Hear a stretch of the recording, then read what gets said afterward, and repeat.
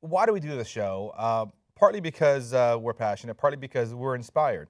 And we're obviously inspired by Bernie Sanders and the great, political revolution he tried to spark. And I think he has sparked it. We just need to not let the flames die. But there was a person before Bernie who inspired me.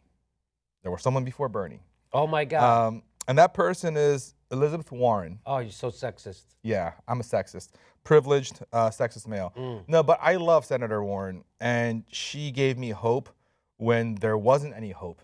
And it's not just me; it's millions of Americans. And the reason why we love Senator Warren, and if she's by any chance watching this, or if any of her people are watching this, I hope she gets this message.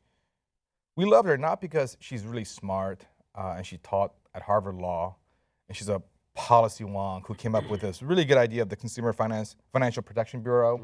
And even though she came up with it, they wouldn't let her run it because the banks were so opposed to her.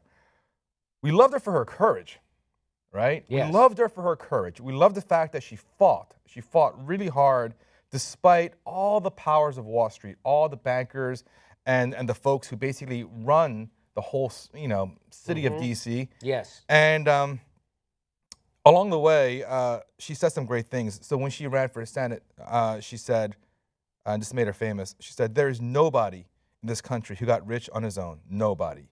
You moved your goods to the market on the roads the rest of us paid for. You hired workers the rest of us paid to educate. You were safe in your factory because of the police force and fire force that the rest of us paid for. You didn't have to worry that marauding bands would come and seize everything at your factory and hire someone to protect against this because of the work the rest of us did. Now look, you built a factory and turned it into something terrific or a great idea. God bless. Keep a big hunk of it. But part of the underlying social contract is you take a hunk of that and pay it forward for the next kid who comes along." And she basically crystallized a message, okay, that goes against the popular, rugged individualism of American greatness and American exceptionalism narrative. And she said, "No, we're stronger together. Where everybody, We're that stronger narrative. together," right? And that narrative is a powerful narrative. And what she's saying is, look, we're all in this together and we're helping each other out. So this belief that by taking as much as you can and maximizing profits for your own personal gain and not sharing with society, that is somehow the way the free markets must work, and that's the only way that they can work, is wrong. So when she said that, it really resonated with the American people. And then, very quickly, of course, the U.S. Chamber of Commerce and everyone was against her. So when she was running against Scott Brown, they said, Rob Engstrom of the U.S. Chamber of Commerce said that, quote, "No other candidate represents a greater threat to free enterprise than Professor Warren." Ha! Okay. Nonetheless, she raised $39 million for her Senate campaign. Okay. And she showed the world that it was possible to run against the big banks of Wall Street and win. And that's the model that Bernie took.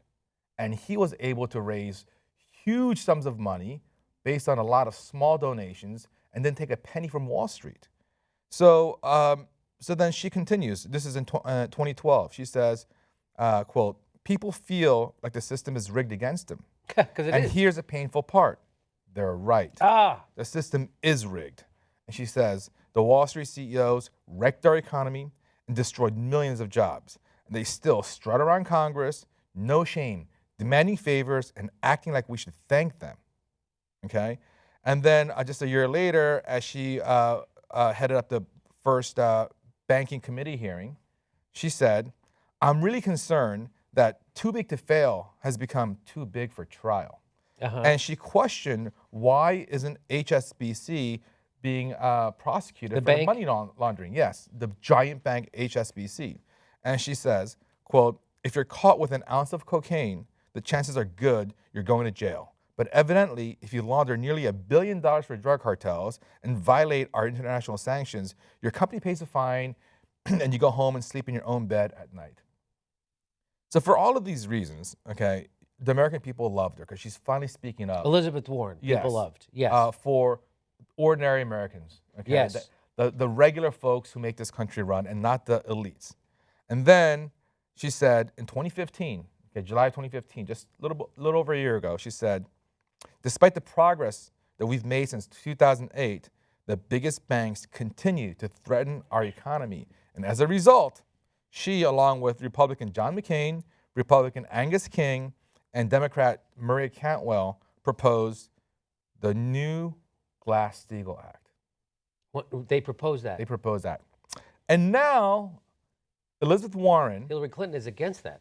Is supporting the woman who says we don't need Glass-Steagall. Right. The woman who is taking $225,000 per speech to Goldman Sachs. And Senator Warren is asking us to support her. We have a country of 320 million people, give or take. You're only allowed to vote for Donald Trump for a fucking Google? And out of these 320 million people, Elizabeth Warren had the unique opportunity to change the course of history. If she ran for president, either at the top of the ticket or with Bernie, either way. If she ran with Bernie, we would have a progressive government. We'd have a progressive executive They would have won. They would crush Donald Trump. They would have won, right? And imagine the enthusiasm. Imagine. Imagine it right now. Okay? Imagine there would be an enthused electorate, as opposed to what there is now, half the electorate not voting and the half that is holding their nose.